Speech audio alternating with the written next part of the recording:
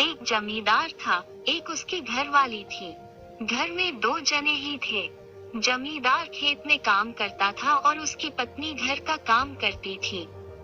पति पत्नी दोनों ही गर्म स्वभाव के थे। थोड़ी थोड़ी बात पर दोनों में ठन जाती थी।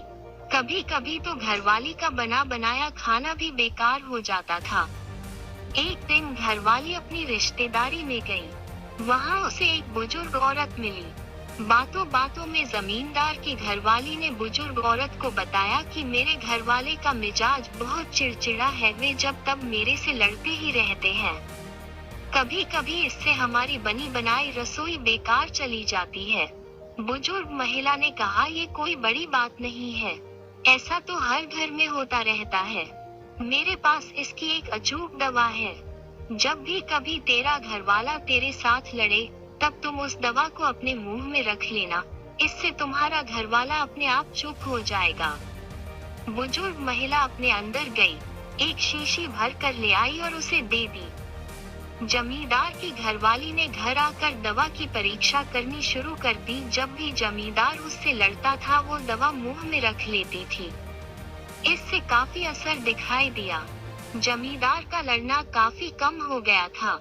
ये देखकर वो काफी खुश हुई। वो खुशी खुशी बुजुर्ग महिला के पास गई और कहा, आपकी दवाई तो कारगर सिद्ध हुई है। आपने इसमें क्या क्या डाला है, जरा बता देना, मैं इसे घर में ही बना लूंगी।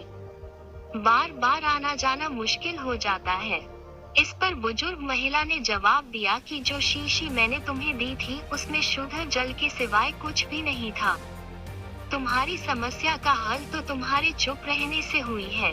जब तुम दवा यानी कि पानी को मुंह में भर लेती थी, तो तुम बोल नहीं सकती थी और तुम्हारी चुप्पी को देखकर तुम्हारे घरवाले का भी क्रोध शांत हो जाता था। इसी को एक चुप सो सुख कहते हैं।